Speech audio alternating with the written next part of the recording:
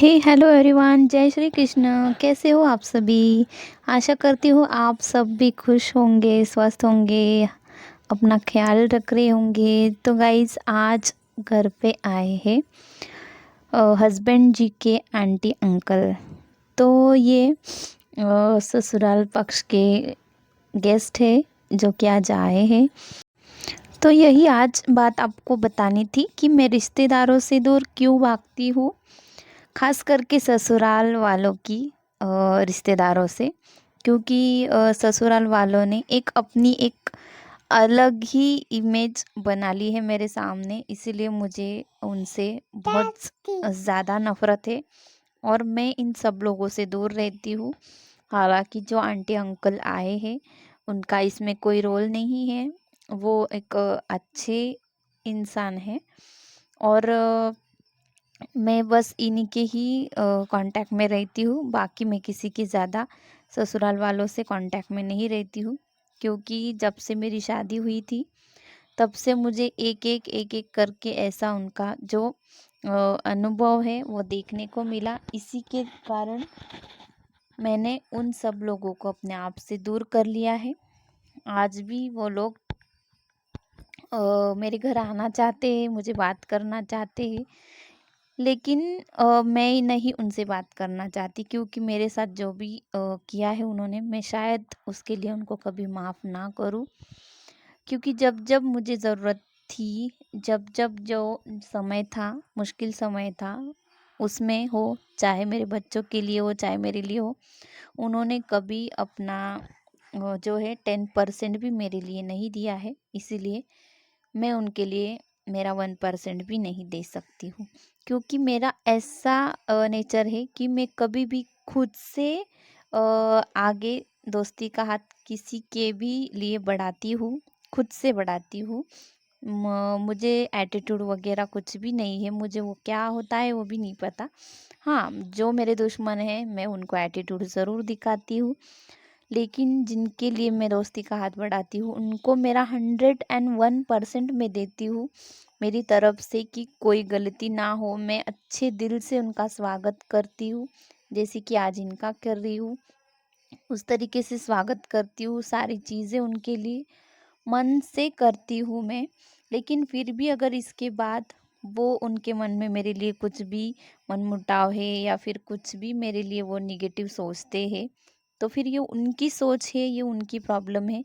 और ये सोच उनकी अगर मेरे कानों तक कहीं भी पहुंच जाती है, या फिर मुझे इस तरीके से फील भी हो जाता है कि ये लोग मेरे बारे में इस तरीके से बातें बनाते हैं या इस तरीके से इनके मन में मेरे लिए कुछ चल रहा है, तो तुरंत उसी ही समय मैं उनसे दूर हो जाती हूँ, हमेशा हमेशा के लिए। फिर उनको मैं कोई भी दूसरा मौका नहीं देती हूँ मेरी लाइफ में आने का या फिर मेरी दहलीज लांघने का।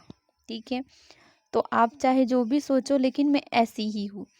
मैं खुद से सबके जितना हो सके उतना करती हूँ, लेकिन सामने से अगर कोई दोस्ती का हाथ नहीं बढ़ाता है, फिर भी वो एटीट्यूड में ही रहते हैं अपने अपने, या फिर उनको लगता है कि हर बार मैं झुकती रहूँ उनके सामने, वो बड़े हैं इसलिए मैंने झुकना चाहिए, मैंने ही हर बार कॉल करना चाहिए, मैंने ही हर बार बात करनी चाहिए।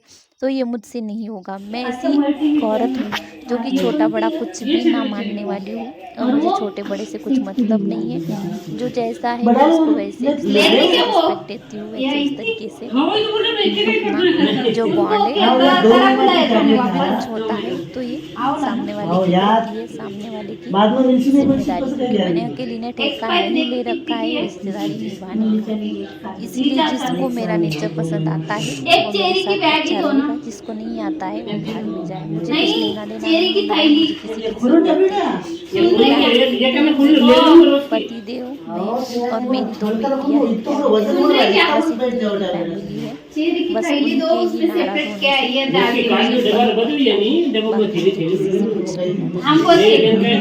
थांगो तो इस थाने ने तरीके अभी से बैग दे आंटी अंकल कपड़ा जी में का रखो। मैंने स्वागत किया। चेरी की आज चलिए पिशवी दो। उनके लिए दाल बाटी पेलिकन का बनाई बेड है थी ना आज मस्त वाली उसको घी दे दो में। साइड से। तो ओवन में मैंने उसमें बाटी सारी ये वगैरह लगा घरवाली दी। इतनी साथ ही में बता उनको दे। कुछ हॉस्पिटल का काम नहीं था, लेवा तो वो भाई। आए थे थायराइड के रिलेटेड।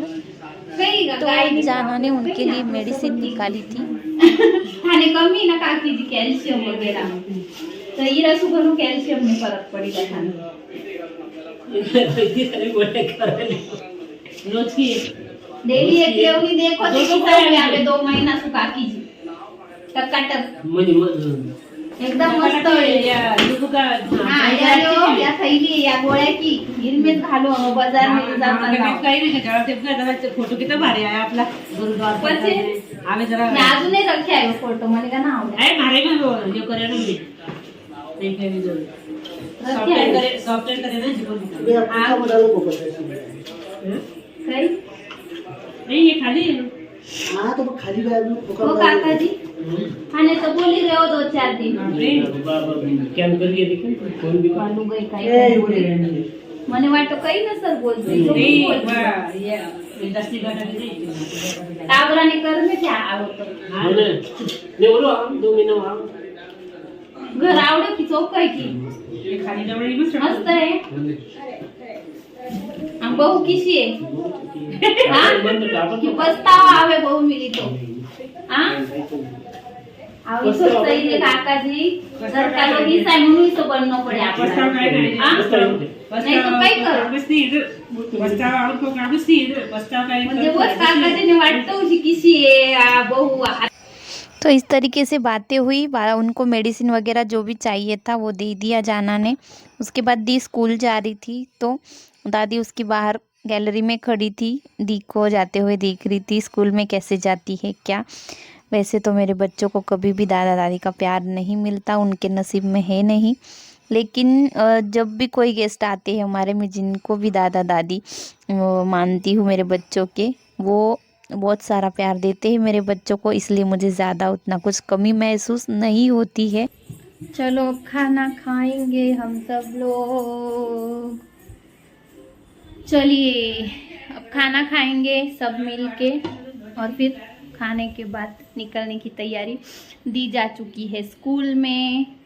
देखिए मैंने आज बनाई थी दाल और बाटी, तो सब रेडी है। अब गर्मा गर्म खाना खाएंगे मस्त, फिर मैं उनको छोड़ के आऊँगी ऑटो के लिए। कर दादा को जा जा जा लाड करो दादा को। नहीं क्यों क्यों दादा जा रहे गाँव जा रहे है ना। चलो अब छोड़ के आती। टी शर्ट चड्डी बस अभी उनाड़ा को। हाँ तो वो जा रहे हैं लेकिन मेरा मन नहीं हो रहा उनको जाने देने का, लेकिन उनका भी काम है तो कॉल आया था इसके लिए उनको भी जाना पड़ रहा है, नहीं तो उनका भी मन नहीं है बच्चों को छोड़ के जाने का। तो देखिए अब जा रहे हैं तो उनकी कैसी जान अटक रही है युगू में। देखिए युगू को बात करे, युगू भी जाना बोल रही है, युगू को पसंद आ रहा उनके साथ जाना। तो इस तरीके से व्लॉग कैसा लगा ज़रूर